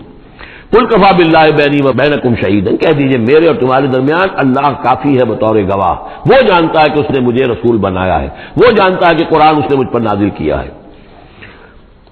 یعلم ما فی السماوات والارض، وہ جانتا ہے جو کچھ کے آسمانوں میں ہے اور زمین میں ہے۔ والذین آمنوا بالباطل، اور وہ لوگ جو باطل پر ایمان رکھتے ہیں، وکفروا باللہ، اور اللہ کا کفر کرتے ہیں، اولئک هم الخاسرون، یقیناً وہی لوگ ہوں گے جو خسارے پانے والے ہیں۔ وَيَسْتَعْجِلُونَكَ بِالْعَذَابِ، یہ جلدی مچا رہے ہیں کہ لے آؤ عذاب، وَلَوْلَا أَجَلٌ مُّسَمًّى، اور اگر پہلے سے ایک وقت معین طے نہ ہو چکا ہوتا لَجَاءَهُمُ الْعَذَابُ، تو پھر ان پر عذاب آ چکا ہوتا، وَلَيَأْتِيَنَّهُمْ بَغْتَةً، اور وہ ان پر آئے گا تو اچانک آئے گا، وَهُمْ لَا يَشْعُرُونَ، اور انہیں پتہ بھی نہیں ہوگا۔ يَسْتَعْجِلُونَكَ بِالْعَذَابِ، یہ نبی پھر دوبارہ یہ الفاظ آئے، نوٹ کیجئے، بہت لطیف بات ہے، یہ عذاب کی جلدی مچا رہے ہیں، وَإِنَّ جَهَنَّمَ مُحِيطَةٌ بِالْكَافِرِينَ، حالانکہ جہنم ان کا احاطہ کر چکی ہے۔ یہ ایسے ہی ہے کہ جیسے کسی شہر کے باہر دشمن آ چکا ہو اور اس نے محاصرہ کر دیا ہو، شہر والوں کو پتہ ہی نہ ہو، تو اس طریقے سے وہ چونکہ غیر مرئی ہے جہنم، نظر نہیں آ رہی، ورنہ حقیقت میں تو جہنم ان کا احاطہ کر چکی ہے۔ یوم یغشاہم العذاب، جس دن کے عذاب ان کو آ کر ڈھانپ لے گا، ان پر چھا جائے گا، من فوقہم ومن تحت ارجلہم، ان کے اوپر سے بھی اور ان کے نیچے سے بھی، ان کے قدموں کے نیچے سے بھی، ویقول ذوقوا ما کنتم تعملون، اور پھر کہا جائے گا چکھو اپنے کرتوتوں کا مزہ۔ اب یہاں وہ تیسری ہدایت آ رہی، دو پہلے میں نے گنوائی تھی، اتل ما اوحی الیک من الکتاب واقم الصلاۃ ان الصلاۃ تنہی عن الفحشاء والمنکر ولذکر اللہ اکبر، دوسری ولا تجادلوا اہل الکتاب الا بالتی ہی احسن الا الذین ظلموا منہم۔ اب دیکھیے تیسری، یا عبادی الذین آمنوا ان ارضی واسعۃ فایایا فاعبدون، اے میرے وہ بندو جو ایمان لائے ہو۔ پورے مکی قرآن میں یہ آیت ہے براہ راست خطاب، اور یا آئے گی آگے چل کر یا عبادی الذین اسرفوا علی انفسہم، بس یا ایھا الذین آمنوا، یہ مکی مدنی دور کی اصطلاح ہے۔ یا عبادی الذین آمنوا، بڑا اس میں جو ہے نا بڑی عنایت ہے، شفقت ہے، میرے وہ بندو جو مجھ پر ایمان لائے ہو، ان ارضی واسعۃ، میری زمین بڑی کشادہ ہے۔ کیا معنی ہے؟ اگر مکے میں تم پر تمہارا قافیہ تنگ کر دیا گیا ہے، اگر مکے میں زندگی تمہارے لیے محال کر دی گئی ہے توحید پر رہتے ہوئے، چھوڑ دو مکے، یہ ہجرت کا اشارہ ہے۔ در حقیقت ہجرت حبشہ جو ہے یہ اس کی طرف رہنمائی ہے اس آیت کے اندر، کہ چلے جاؤ، اگر یہاں برداشت سے باہر ہو رہا ہے، تمہارے لیے ناقابل برداشت اگر ہو رہا ہے یہاں کا معاملہ، اور نہیں مزید تو ہندر پاتے، تو اس جگہ کو چھوڑ دو۔ یا عبادی الذین آمنوا ان ارضی واسعۃ، میری زمین بڑی کشادہ ہے، فایایا فاعبدون، بس صرف میری ہی بندگی کرو۔ چوتھی ہدایت، کل نفس ذائقۃ الموت، دیکھو موت تو آنی ہی آنی ہے، آج آ جائے کل آ جائے، آج نہ آئے کل آ جائے گی۔ آخر عمار اور یاسر کو ابو جہل نے اگر فرض کرو کہ ذبح کر دیا ہے، تو فرض کیجئے کہ چند دن اور جیتے تو موت تو پھر بھی آنی تھی نا۔ تو کل نفس ذائقۃ الموت، اگر یہ بات ذہن میں رہے کہ موت تو آنی ہی آنی ہے، آج نہیں تو کل، تو پھر بھی انسان جو ہے اس کے اندر ہمت بنی رہے گی کہ میں خامخواہ اپنی زندگی بچانے کے لیے حق کو چھوڑوں اور باطل سے ساز باز کروں، اس سے مصالحت کروں۔ ثم الینا ترجعون، اور پھر تم ہماری طرف لوٹا دیے جاؤ گے۔ پانچویں بات، والذین آمنوا وعملوا الصالحات لنبوئنہم من الجنۃ غرفا، ہمارے اس وعدے پر پختہ یقین رکھو کہ جو ایمان لائیں گے اور نیک عمل کریں گے، ہم لازماً ان کو جگہ دیں گے اس جنت کے بالا خانوں میں، جو سورہ فرقان کے آخری رکوع میں آیا تھا، اولئک یجزون الغرفۃ بما صبروا، انہیں غرفہ بالا خانہ ملے گا۔ تو من الجنت غرفاً، جروں کے بالا خانے ملیں گے جنت کے، تجری من تحت الانہار خالدین فیہا، جس کے نیچے ندیاں بہتی ہوں گی، اس میں وہ ہمیشہ ہمیشہ رہیں گے۔ نعم اجر العاملین، کیا ہی اچھا ہوگا عمل کرنے والوں کا اجر۔ چھٹی بات، الذین صبروا وعلی ربہم یتوکلون، وہ لوگ کہ جو صبر کریں اور اپنے رب پر توکل کریں۔ صبر کرو اور توکل کرو، دو ہی چیزیں ہیں، جو آئے جھیلو، صبر کرو، برداشت کرو، اور جو کچھ کرنا ہے اس میں توکل اللہ پر ہو، اپنی ذات پر نہیں، اپنی طاقت پر نہیں، اپنی صلاحیت پر نہیں، اپنی ذہانت پر نہیں، اپنی فطانت پر نہیں، اپنی لیاقت پر نہیں، سارا توکل اللہ، نہ مادی اسباب و وسائل پر۔ اگلی ہدایت اور آ رہی ہے، وَكَأَيٍّ مِّن دَابَّةٍ لَّا تَحْمِلُ رِزْقَهَا، یہ بھی نہ سمجھو کہ تمہارا رزق جو ہے کسی کے قبضے میں ہے وہ روک دے گا، اور تمہیں کیا کھاؤ گے کیا پیو گے۔ وَكَأَيٍّ مِّن دَابَّةٍ، تم دیکھتے نہیں کتنے حیوانات ہیں زمین میں، لا تحمل رزقها، کیا وہ اپنا رزق اٹھائے پھرتے ہیں؟ بڑا پیارے الفاظ ہیں انجیل میں، متی کی انجیل میں حضرت مسیح علیہ السلام کا جو پہاڑی کا واعظ ہے، اس میں انہوں نے اپنے شاگردوں سے خطاب کر کے کہا، کیوں فکر کرتے ہو کہ کیا کھاؤ گے کیا پیو گے؟ جنگل کی چڑیوں کو نہیں دیکھتے؟ نہ وہ کاشت کرتی ہیں، نہ ہل چلاتی ہیں، نہ بیج بوتی ہیں، نہ فصل کاٹ کر کہیں رکھتی ہیں، نہ گھتے بھرتی ہیں، پھر بھی میں تم سے کہتا ہوں کہ وہ خالی پیٹ صبح گھر سے نکلتی ہیں، شام کو آسودہ ہو کر آ جاتی ہیں۔ تمہارا جو رب ان کو چڑیوں کو کھلا رہا ہے وہ تمہیں نہیں کھلائے گا؟ اور کیوں فکر کرتے ہو کہ کیا پہنو گے، لباس کہاں سے ملے گا؟ جنگل کی سوسن کو نہیں دیکھتے کہ جتنا خوبصورت لباس اس کو اللہ نے دیکھ رکھا ہے؟ یہ جو بھی پودے ہیں اور جو پھول ہیں ان کے، تو سلیمان بھی اپنی ساری شان و شوکت کے باوجود ویسا ملبس نہ تھا، ویسا خوبصورت لباس تو سلیمان کو بھی میسر نہیں تھا جو اللہ نے ان پھولوں کو دے رکھا ہے۔ تو غور کرو، جو وہ زمین کی اس گھاس پھوس کو، ان پودوں کو اس قدر حسین لباس دے رہا ہے، عمدہ لباس دے رہا ہے، جو ابھی ہے اور کل نہیں ہوں گے، یا یہ کہ کاٹ کر اور وہ چولہوں میں جلا دی جائے گی گھاس، تو کیا وہ تمہیں نہیں پہنائے گا؟ لیکن تم یقین نہیں کرتے۔ توکل اور ایمان، یہ دونوں چیزیں ساتھ ساتھ جائیں گی۔ جتنا اللہ پر ایمان ہے اتنا ہی توکل ہوگا، جتنا ایمان کمزور ہے توکل بھی نہیں ہو سکے گا۔ تو الذین صبروا علی ربہم یتوکلون وکأی من دابۃ لا تحمل رزقہا، یہ سارے جو ہیں چوپائے اپنا رزق لیے نہیں پھرتے، اللہ یرزقہا وایاکم، اللہ انہیں بھی رزق دیتا ہے، تمہیں بھی دے گا، وہو السمیع العلیم، اور یقیناً وہ سب کچھ سننے والا، جاننے والا ہے۔ ایسا نہیں کہ اسے معلوم نہ ہو کہ میرا بندہ بھوکا ہے، میرا وفادار، میرا سپاہی، میرے دین کے لیے کام کرنے والا، اسے یہ معلوم نہ ہو کہ اس کو احتیاج ہے، اس کی کوئی ضرورت ہے۔ وہ نہ معلوم کس کے دل میں ڈالے گا کہ جو اس کے لیے ذریعہ بنا دے گا اس کو، اور اس کی ضرورت پوری ہو جائے گی۔ اب اس کے بعد وہ دوسری کڑی آ گئی کہ جس میں پھر اب وہ مشرکین مکہ سے وَلَئِن سَأَلْتَهُم مَّن خَلَقَ السَّمَاوَاتِ وَالْأَرْضَ وَسَخَّرَ الشَّمْسَ وَالْقَمَرَ، اگر ان سے آپ پوچھیں گے کس نے پیدا کیا آسمان اور زمین اور کس نے مسخر کیا سورج اور چاند کو، لَيَقُولُنَّ اللَّهُ، وہ کہیں گے اللہ نے۔ فَأَنَّىٰ يُؤْفَكُونَ، پھر کہاں سے یہ لوٹا دیے جاتے ہیں؟ اللہ یبسط الرزق لمن یشاء من عباده ویقدر له، یہ اللہ ہی ہے کہ جو اپنے بندوں میں سے جس کے لیے چاہتا ہے رزق کو کشادہ کر دیتا ہے، اور جس کے لیے چاہتا ہے ماپ تول کر دیتا ہے، کم کر دیتا ہے۔ ان اللہ بکل شیء علیم، یقیناً اللہ تعالیٰ ہر چیز کا علم رکھتا ہے۔ وَلَئِن سَأَلْتَهُم مَّن نَّزَّلَ مِنَ السَّمَاءِ مَاءً فَأَحْيَا بِهِ الْأَرْضَ مِن بَعْدِ مَوْتِهَا، اور اگر آپ ان سے پوچھیں گے کس نے برسایا آسمان سے پانی اور زندہ کیا زمین کو اس کے مردہ ہو جانے کے بعد، لَيَقُولُنَّ اللَّهُ، وہ کہیں گے فوراً اللہ نے کیا۔ قُلِ الْحَمْدُ لِلَّهِ، کہو پھر کل حمد کل شکر بھی اللہ ہی کے لیے ہے، بل اکثرہم لا یعقلون، لیکن یہ لوگ، ان کی اکثریت عقل سے کام نہیں لیتی۔ اب اگلی اور ہدایت آ رہی اہل ایمان کے لیے، وما هذه الحیات الدنیا الا لہو ولعب وان الدار الآخرۃ لہی الحیوان لو کانوا یعلمون۔ دیکھو مسلمانوں، یہ دنیا کی زندگی تو کھیل کود کے سوا کچھ نہیں، کھیل ہے، کچھ جی کا بہلا لینا ہے، یہ ڈرامہ ہے جو ہو رہا ہے۔ یہاں بادشاہ ہوتا ہے کچھ عرصے کے لیے بادشاہ، جیسے ڈرامے میں بادشاہ ہوتا ہے، لیکن جب مرے گا تو کیا وہ بادشاہت کہاں رہ جائے گی؟ ایسے ہی ڈرامے سے نکل آئے گا، لباس اتار دے گا تو ایک ایکٹر کا ایکٹر ہے، چاہے وہ فقیر تھا پہلے ڈرامے کے اندر، اور دوسرا ایکٹر جو ہے بادشاہ تھا، باہر نکل کر 3 گھنٹے کے بعد دونوں کے دونوں ایک جیسے ہیں، نہ وہ بادشاہ بادشاہ ہے نہ وہ فقیر فقیر ہے۔ یہ ہے عارضی سا ہے، لیکن یہ کہ ان الدار الآخرۃ لہی الحیوان، یقیناً آخرت کا گھر وہ ہے اصل زندگی، زندگی وہ ہے۔ لو کانوا یعلمون، کاش کہ ہمیں معلوم ہوتا، لو کنا نعلم، کاش کہ ہمیں معلوم ہوتا۔ یہ بھی نوٹ کر دیجئے، آخرت کو صرف مان لینا کہ ہاں آخرت ہے، بعد سے بعد موت ہے، یہ کافی نہیں ہے، یہ معلوم ہو کہ اصل زندگی وہی ہے۔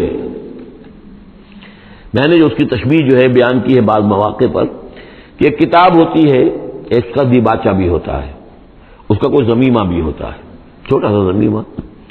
ہمارا جو تصور ہے وہ یہ کہ اصل کتاب زندگی تو یہ دنیا کی زندگی ہے، ہاں ایک ضمیمہ اب لگا ہوا ہے آخرت کا، اس کی اہمیت ہمارے نزدیک اتنی ہے، ضمیمہ ہے بس، دنیا کی زندگی اصل زندگی ہے۔ ہونا کیا چاہیے کہ یہ دنیا کی زندگی تو دیباچہ ہے، اصل کتاب جو ہے وہ آخرت کی زندگی ہے۔ یہ ریشو پروپورشن کم سے کم، حالانکہ ویسے تو فائنائٹ اور انفائنائٹ کے درمیان کوئی ریشو پروپورشن ہو ہی نہیں سکتی، ایک لامحدود زندگی اور ایک محدود زندگی، کیا اس میں ریشو پروپورشن ہوگی؟ لیکن یہ کہ پھر بھی اگر کوئی کرنی ہے تو دیباچہ اور کتاب زندگی اصل موت کے بعد کھلے گی، یہ دیباچہ ہے، یہ مقدمہ ہے۔ ہم نے کیا سمجھا اصل زندگی کتاب زندگی یہ ہے، ہاں ایک ضمیمہ بھی اس کے ساتھ ہے جس کا نام آخرت ہے۔ فَإِذَا رَكِبُوا فِي الْفُلْكِ، پھر انہی مشرکین سے پھر خطاب ہو رہا ہے، اور یہ مضمون کئی بار آ چکا ہے، جب یہ سوار ہوتے ہیں کشتی میں، دعوا اللہ مخلصین لہ الدین، تو پھر یہ اللہ ہی کو پکارتے ہیں اس کے لیے اپنی اطاعت کو خالص کرتے ہوئے۔ فلما نجاہم الی البر، اور جب اللہ تعالیٰ انہیں نجات دے دیتا ہے خشکی کی طرف، اذا ہم یشرکون، تو پھر یہ شرک کرنا شروع کر دیتے ہیں۔ لیکفروا بما آتیناہم، تاکہ یہ ناشکری کریں اور کفر کریں ہماری دی ہوئی نعمتوں کی، ولیتمتعوا، اور تاکہ بس مزے اڑا لیں، فسوف یعلمون، پھر یہ جان لیں گے۔ الہاکم التکاثر حتی زرتم المقابر کلا سوف تعلمون ثم کلا سوف تعلمون.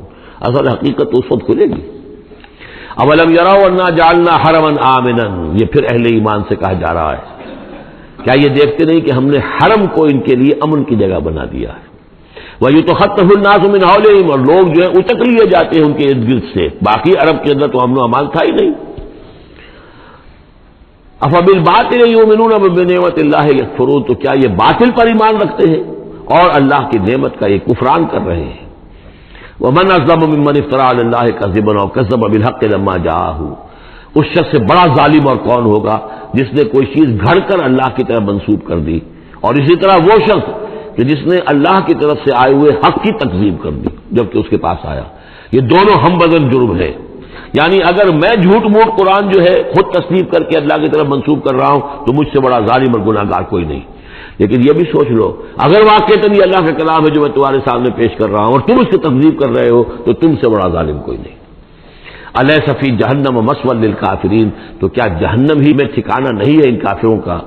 اور آخری آیت جو ہے پھر اسی سیغے میں لنہدین والذین جاہدوا فینا، اہل ایمان کی دلجوئی کے لیے گھبراؤ نہیں، پریشان نہ ہو.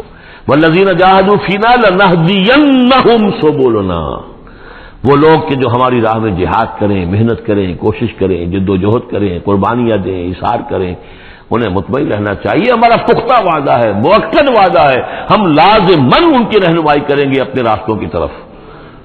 لنہدینہم سبلنا وان اللہ لمع المحسنین، اور یقیناً اللہ تعالیٰ ساتھ ہے اہل احسان کے جو اللہ تعالیٰ پر ایمان اور یقین اس درجے کا رکھتے ہوں اور اس کے لیے تن من دھن لگانے کے لیے تیار ہوں تو اللہ ان کے ساتھ ہے. یعنی اللہ کی نصرت ساتھ ہے، اللہ کی مدد ساتھ ہے، اللہ کی تائید ساتھ ہے. بارک اللہ لی ولکم فی القرآن العظیم ونفعنی وإیاکم بالآیات والذکر الحکیم.